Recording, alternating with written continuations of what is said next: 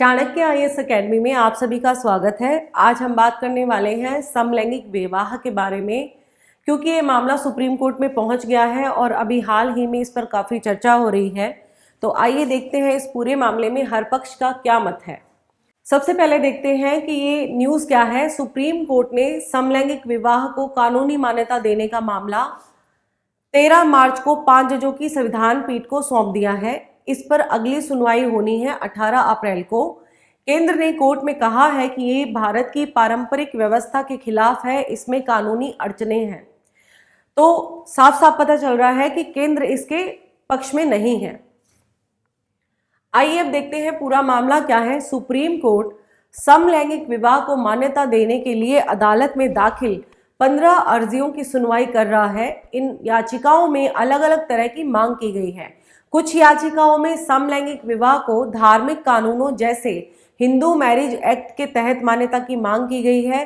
कुछ पेटिशन में special marriage act, citizenship act और फॉरेन मैरिज एक्ट के तहत मान्यता देने की मांग की गई है। अब इसमें देखेंगे कि कोर्ट का पक्ष क्या है। कोर्ट ने कहा है कि समलैंगिक विवाह से संबंधित मुद्दा अहम और महत्वपूर्ण है और इस पर 5 न्यायाधीशों की पीठ के विचार किए जाने की आवश्यकता है। कोर्ट ने बताया है कि इसका सीधा प्रसारण किया जाएगा, यानी कि इसका लाइव स्ट्रीम किया जाएगा जब भी ये सुनवाई होगी। वहीं केंद्र सरकार ने मामले में दोनों पक्षों की दलील में कटौती नहीं करने का अदालत से आग्रह किया है। कहा है कि इस पूरे मामले का समाज पर प्रभाव पड़ेगा। याचिका में स्पेशल मैरिज एक्ट के तहत समलैंगिक विवाह के रजिस्ट्रेशन की मांग की गई है। कोर्ट में केंद्र सरकार ने समलैंगिक विवाह को कानूनी मान्यता देने के अनुरोध से संबंधित याचिकाओं का यह कहते हुए विरोध किया है कि इससे व्यक्तिगत कानूनों और स्वीकार्य सामाजिक मूल्यों में संतुलन प्रभावित होगा। कोर्ट ने 6 जनवरी को समलैंगिक विवाहों को कानूनी मान्यता देने के मुद्दे पर देश भर के विभिन्न हाई कोर्ट के समक्ष लंबित सभी याचिकाओं को एक साथ जोड़ते हुए उन्हें अपने पास स्थानांतरित कर लिया था। अब आइए देखते हैं कि केंद्र सरकार का इस पर क्या कहना है। हाईकोर्ट में दाखिल हलफनामे में केंद्र सरकार ने कहा है कि भारतीय दंड संहिता यानी कि आईपीसी की धारा 377 के जरिए इसे वैध करार दिए जाने के बावजूद याचिकाकर्ता देश के कानून के तहत समलैंगिक विवाह के लिए मौलिक अधिकार का दावा नहीं कर सकते हैं। केंद्र सरकार ने एफिडेविट में ये भी कहा है कि विवाह कानून की एक संस्था के रूप में विभिन्न विधायी अधिनियमों के तहत कई वैधानिक परिणाम हैं, इसलिए ऐसे मानवीय संबंधों की किसी भी औपचारिक मान्यता को दो वयस्कों के बीच केवल गोपनीयता का मुद्दा नहीं माना जा सकता। भारतीय लोकाचार के आधार पर सभी सामाजिक नैतिकता और सार्वजनिक स्वीकृति का न्याय करना और उसे लागू करना विधायिका का काम है। भारतीय संवैधानिक कानून न्याय शास्त्र में किसी भी आधार के बिना पश्चिमी निर्णयों को इस संदर्भ में आयात नहीं किया जा सकता।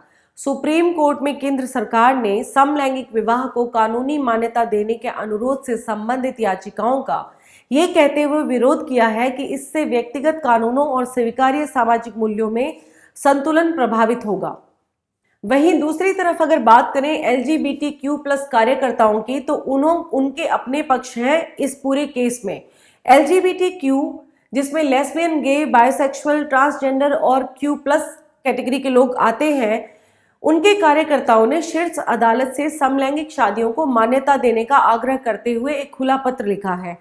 रिपोर्ट के अनुसार इसमें यह कहा गया है कि LGBTQ व्यक्ति को अपनी पसंद के व्यक्ति से शादी करने के अधिकार को मान्यता ना मिलने से समानता और गरिमा के अधिकार के साथ साथ अंतरंग अभिव्यक्ति का अधिकार भी गंभीरता से प्रभावित होता है। इसमें यह भी कहा गया है कि भारत सरकार देश के LGBTQ नागरिकों के लिए समानता का अधिकार बनाए रखने की अपनी संवैधानिक प्रतिबद्धता को नजरअंदाज कर रही है और भेदभावपूर्ण विवाह कानूनों को बनाए रखने पर अड़ी हुई नजर आती है। अब हम विस्तार से देखेंगे कि सरकार इसके विरोध में क्यों है, इसके कारण क्या है। सुप्रीम कोर्ट ने 2018 में नवतेज जौहर केस में समलैंगिक संबंधों को अपराध की श्रेणी से बाहर कर दिया था। तो अब सवाल उठता है कि सरकार ने आखिर कोर्ट में किस आधार पर इसका विरोध किया है।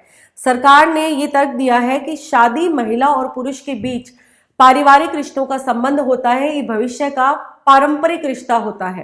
केंद्र ने साथ ही कोर्ट में यह भी तर्क दिया है कि विधायिका ही इस तरह के मामले पर कोई फैसला कर सकती है। कोर्ट का इस मामले में कोई अधिकार नहीं है, ये सही नहीं है। कोर्ट इन याचिकाओं की सुनवाई कोई कानून बनाने के लिए नहीं कर रही है, लेकिन इस बात पर चर्चा कर रही है कि कानून पर सवाल उठ रहे हैं, यही उसका काम भी है। इसके अलावा केंद्र का मानना है कि अगर इन याचिकाओं को परमिशन मिल जाती है तो कई कानून और उसके प्रावधानों में बदलाव किए जाएंगे।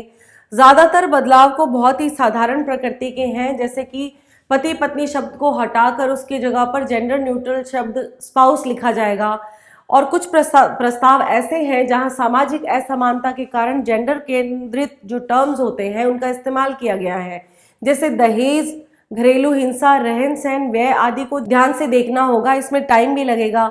इसके लिए समलैंगिक समूह के प्रतिनिधियों और विशेषज्ञों से चर्चा करनी होगी, तो एक लंबा प्रोसेस होगा। तो इस वजह से केंद्र इसका विरोध एक तरीके से कर रही है। पर दूसरी तरफ समलैंगिकता के पक्ष में जो लोग हैं उनका अपना तर्क है, उनके अपने भावनात्मक तर्क भी हैं और तार्किक तर्क भी हैं। ताइवान एक एशिया का पहला ऐसा देश था जहां पर समलैंगिक विवाह को मान्यता दी गई थी। वहां की संवैधानिक कोर्ट ने सरकार को एक निश्चित समय सीमा के भीतर कानूनों में संशोधन करने का आदेश दिया था। जब 2018 में समलैंगिक संबंधों को अपराध की श्रेणी से बाहर किया गया, इस फैसले से दिल्ली हाई कोर्ट के 2009 में नाज फाउंडेशन पर दिए गए फैसले पर मुहर लग गई थी। इसके बाद से देश में सामाजिक और कानूनी बदलाव काफी देखने को मिले। ऐसे में शादी के कानून को भी अभी नए सिरे से देखे जाने की आवश्यकता है, ऐसा कहना है इसके पक्ष के लोगों का। दूसरा, इसके एक विपक्ष में तर्क आता है कि ये लोग बच्चे को पालेंगे कैसे, कैसे रखेंगे। तो जो समलैंगिकता के जो पक्ष में लोग हैं उनका कहना है कि ये लोग 377 हटने के बाद साथ तो रह ही रहे हैं और बच्चे गोद भी ले रहे हैं, या दो कपल में से कोई एक बच्चा पैदा कर रहा है, तो वो लोग उस चीज को एक सामाजिक मान्यता दिलाना चाह रहे हैं, इसलिए वो लोग शादी का पक्ष कर रहे हैं। जहां बच्चों की बात है तो ये बच्चों को गोद ले रहे हैं या फिर किसी एक पार्टनर से उनका बच्चा होता है। ये केवल यही मांग कर रहे हैं कि उनके रिश्तों को मान्यता दी जाए। ये वे लोग नहीं हैं जो शादी के रिश्तों को नजरअंदाज कर रहे हैं, बल्कि वो तो इसके प्रति रुचि रख रहे हैं। ये वो लोग हैं जो शादी की पवित्रता में भरोसा रखते हैं और उस रिश्ते को जीना भी चाहते हैं। उनके बच्चों को भी परिवार में रहने की परमिशन मिले, जैसे दूसरे शादीशुदा जोड़ों को मिलती है, ये उनकी मांग है। क्या इस मांग से शादी जैसी संस्था कमजोर होगी? इससे तो इसे और मजबूत होना चाहिए, ये भी इनका कहना है, जो ज़्यादा यूनिवर्सल है और ज़्यादा आधुनिक और ज़्यादा समानता वाला है। इसके साथ ही आज का हमारा ये वीडियो यहीं पर कंप्लीट होता है। हम कल फिर मिलेंगे एक नए टॉपिक के साथ। आप हमारे YouTube चैनल को लाइक, शेयर और सब्सक्राइब ज़रूर करें। Thank you so much. Don't forget to like, share and subscribe to our channel and press the bell icon to never miss an update.